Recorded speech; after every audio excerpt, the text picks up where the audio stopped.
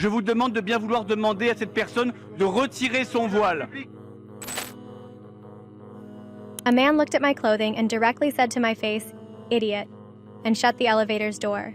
The abaya has no place in our schools, no more than religious symbols. At the heart of this is conforming to our principles of secularism and neutrality. I mean, because my scarf was big, he said, "Put this inside, you are spreading infection." We are choosing who's going in and who's leaving. I'm sorry. Why are you choosing us not to go in when we have an invite? Right, you specifically singled us out. That's racist. Is it because we have hijabs? When I first wore the hijab, I couldn't leave the hour for 5 days. I was the last person in my entire family to wear hijab. I mean, they said even that person can wear hijab, but Elif won't. Sister, we would like to clear something up before we start the video. Why don't we show our faces? It is really funny when you think about it. I'm sitting here, you ask me, "Sister, why do you like the color blue?" How ridiculous it is. I'll say, "Why do you care? It's my choice." Also, people have preferences. I mean, they may not want to show their faces. They may want to protect their privacy. We think this is the appropriate way. There are those who share their faces. We don't find it strange. Maybe we'll share our faces in the future. Maybe I'll share my face. For those who are curious, this is our answer. This is a matter of choice. This is how we act because we choose to. Welcome. Today we will ask you questions about hijab. If you are ready, let's start. Have you ever received a negative reaction just because you are wearing a hijab outside? I was a student at the university at that time. In the meantime, I was giving private lessons to other students. I entered a building and called the elevator.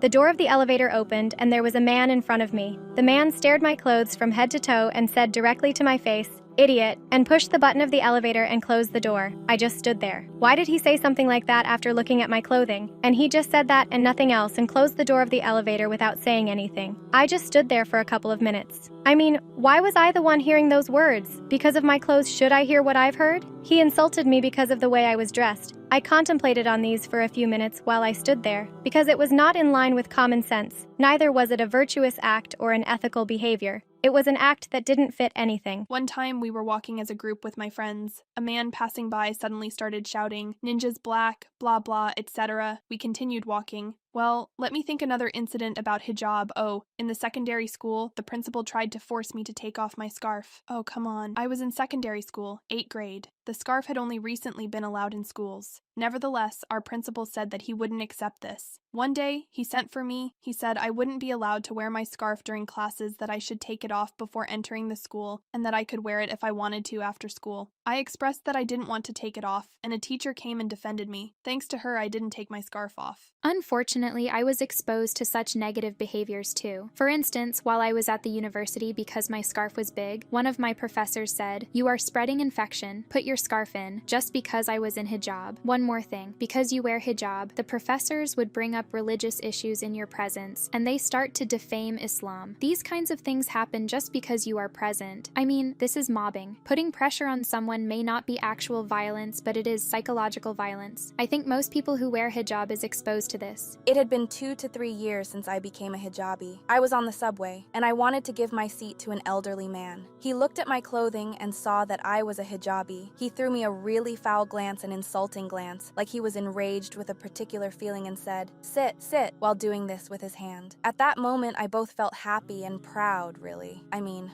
because at that moment I felt like I did something for my Lord. How can I describe this? I don't know. In that moment, maybe that man tried to say with his reaction that he humiliated me or he felt he was superior to me, but I was really happy, really. I was really happy something like this happened to me. We went on a day trip. I was younger. I was 19 years old or so, maybe even younger. I don't remember exactly. What was it? Scratch card, whatever. It is gambling, as you know. I mean, it is haram. I made a mistake. I don't know. I think I said something like, "Why are you doing this?" Normally, I am a very quiet person. I won't say anything to anybody. I won't interfere with anyone's life. But I think I did because I was younger. I was too young. Because I thought out loud, the man who was playing the scratch card reacted to me. After that, I was sad. He said to me something like, "Who do you think you are, you creature in black burqa?" Just as I said, in reality, I am a quiet person. I mean, if my mother was here, she would say, "You, a quiet person?" I mean, to other people, at that moment, I couldn't react. I said, "Okay, I am what you say," and moved on. I mean, I am young, I had an abaya, and I was quite beautiful. school. But I made a mistake there, I know that, but at that moment he could have said this is just a teenager. Because the person who told me that was too old, he could have accepted it as something childish. I have an older sister. She never backs down from a fight. She escalated the incident. To him, she said, "You will apologize to my sister. Who do you think you are? How dare you talk about my sister's hijab?" I even remember this. The whole thing started because of what I said. But suddenly, everyone other than me was guilty. I remember this part. For the duration of the whole tour, they hated my older sister. They said that this girl is innocent, but I was the one who started the incident. I didn't do it on purpose. I mean, I was just a teenager. I was also a new hijabi or something like that. What he said hurt me a little, but again, I stayed quiet. Assalamualaikum, brothers and sisters. We saw that 80% of our audience, including this video, are not subscribed to our channel.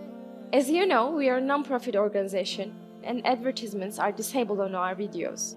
So the only reason we are asking for this is to spread the truth. It may seem like a small act, but inshallah, it may be a means of guidance for many people. Now let's click the subscribe button and let's walk as an eternal passenger. The women wearing hijab usually receive questions like, do you have ears? Do you have hair? What do you think about this questions or this matter? What can you say? It is nonsense, I accept that too. How can you convince them that I have ears? I find this hilarious. I mean, I can't even comprehend it, you know? It's like we're not human beings. It's like we don't exist. I do. I have a personality. I have ears, hair. I mean, I exist, dear friends. I am just wearing the hijab that Allah ordered me to do. I am not tuning into a creature. I have a brain. I have intellect. I have feelings. I am a human being. I mean, I get a little angry, but I'm laughing it off. There is no need to think about it. We can move on to the next question. Don't even bother to talk about it. It is ridiculous. Have you ever felt incomplete because of the things you couldn't do since you are a hijabi? Or is this just a perception? It is a little bit of perception. Why, you may ask? I started to wear the hijab when I was 15. In the beginning, I felt like I can't do most of the things. I felt like if I did, I would commit sin and I would never do them again. For example, riding bicycle. After I started wearing hijab, I thought I could never ride a bicycle anymore. But after a while, I thought, okay, you are young and want to go swimming? Find a pool for women and enjoy swimming within the limits of the hijab. It's good. You can do it. You can live your life. You can experience these. I think there is a misperception around hijab. Unfortunately, many may have an approach. You are a hijabi. You can't do this. You know this. You are performing your prayers now. You can't do this. You can't say that. We need to clear these misperceptions out of our lives. These are harsh, exhausting, and harmful thoughts for teenagers. As a solution, we should talk it out loud. There are many things that you can do as a hijabi. We just need to show and explain that we can do it. Once we went to a city in Turkey, there was a zip line. I really wanted to do it, but I could never put on the equipment you wear to do zipline, because it would reveal all my body lines. I felt a little upset, because I like these sort of things. But then we organized a picnic with the girls. There were only girls, and the conditions were perfect. All of us enjoyed zipline that day. Am I pronouncing it right? I don't know. We had so much fun that day. Because with my hijab intact and without anyone seeing me, I had fun comfortably. So although I felt a little upset at that day, I experienced the same thing in a pleasant environment. I think that maybe Allah accepted my prayers because I stood firm and made no compromises of my faith, and He granted me this in a pleasant environment with all the girls around. I interpret it this way, Alhamdulillah. Without making any compromises of my faith, I enjoyed the same thing. I felt it. I'm not going to deny it. But after understanding that this is only a misconception, I said, wait a minute. This completely depends on the person herself. Since we say the halal scope is wide, there is enough room for enjoyment. There is nothing we can't do on the condition that it is inside the halal scope. Here we swim in the sea, we go to swimming pools. What else? We ride bicycles. You are a hijabi. You can't do this or that. This is just a misconception. If I try to name the things we can't do, I don't know, there may be 3 things, nothing more. And maybe we don't do those things because we don't want to. If I regret not doing something, I try to find alternatives for it. And alhamdulillah, so far, I have been successful, so you don't feel incomplete. We've received a question from our DM. How do hijabis meet their vitamin D needs? Our Lord would have never commanded us something that harms us. I read the results of the research once. If you put your wrists under sunlight for 15 minutes every day in the morning, that suffices for your vitamin D needs. You don't produce vitamin D only from your hair or somewhere else. You can hold your wrists under sunlight. My friends, if the results of this research are false, make sure to comment below, but I've read about it. I think this is an important question because one of my acquaintances stopped wearing hijab just for this reason. She goes to a doctor for vitamin D deficiency. She thinks about it a lot and it becomes a waswasa. She thinks that she has the deficiency after she started wearing the hijab. In fact, there are many other ways to get vitamin D. You can get your vitamins from various ways. Even another doctor said you can even get vitamin D from your palms during the most efficient hours of daylight. So covering your head with a scarf doesn't affect you much. I can't fulfill my vitamin D needs, but it is not something specific to wearing the hijab. If you ask 10 people, 8 of them will probably have vitamin D deficiency, right? You should know better. You are a healthcare professional. I have friends who don't wear hijab. They have this problem too. So it means that it has nothing to do with hijab. It is generally something people have very little of. Some things are exaggerated. I'm not a doctor. I don't want people to laugh at me, but don't blame hijab for everything, my friends. It has nothing to do with hijab. When you started to wear hijab, how did your social circle react? Positive or negative? I received a negative reaction, and it made me sad at that time. Because I was a new hijabi, I was just learning things. You see, I had a dress. Someone saw my dress and criticized my outfit. She said, "It could be better. It could be more in line with hijab." But she said it in a harsh tone. If she could have approached me, well done. You look very cute. You look very good in the hijab. But look, that can be better. That is more beautiful. This would be more appropriate. If you do it like this, it will be more suitable for hijab. If she used this kind of language, my heart wouldn't have been broken like this. From the first day, I was expected to wear hijab in the best way possible. But I was just learning and searching. It was a little upsetting and hurtful. Frankly, if you use that kind of language, you are being hurtful. You know what I mean? You lose your enthusiasm. The tone and the language used are really important. When I first wore the hijab, I couldn't leave the hour for 5 days. I was embarrassed because it felt so strange. Don't get me wrong, not in a bad way. I was very shy and I didn't receive any negative reactions from my social circle. My older sister was so supportive. I really wanted to wear the hijab. She wanted it too. We supported each other and wore hijab together. There was a wedding of one of our relatives in the neighborhood. When we left the building, the people of the neighborhood applauded us. I was very happy. When we went to the wedding, everyone saw us in hijab. I was worried about everyone saying to me, "Oh, did you start to wear hijab?" I was so shy about this. So instead of everyone asking me one by one, it really comforted me that everyone saw me at once. I was the last person in my entire family to wear hijab. I mean, they said even that person can wear hijab, but Elif won't. Even so, and so may go through this, but for sure, Elif won't. What will become of her? They felt sorry for me. My grandmother felt so sorry for my situation. I mean, she loves me and she would love me to wear the hijab. Once she said, "If you wear the hijab, I will send you to Umrah." She proposed me many beautiful and exciting offers then. When I really started to wear hijab after a while, I said to my grandmother, "Grandmother, I became a hijabi. You were saying that you'd send me to Umrah." In 2016, with the help of my grandmother, I went to Umrah indeed. What I mean is sometimes our family members may worry about us. There may be problems like this. There is no need to think, "I can never do this. It may happen tomorrow or the day after tomorrow." So, even though your family or friends have such fears, even though they label you, it is not impossible. Let's keep praying for our friends. Allah will grant the hijab to them, inshallah.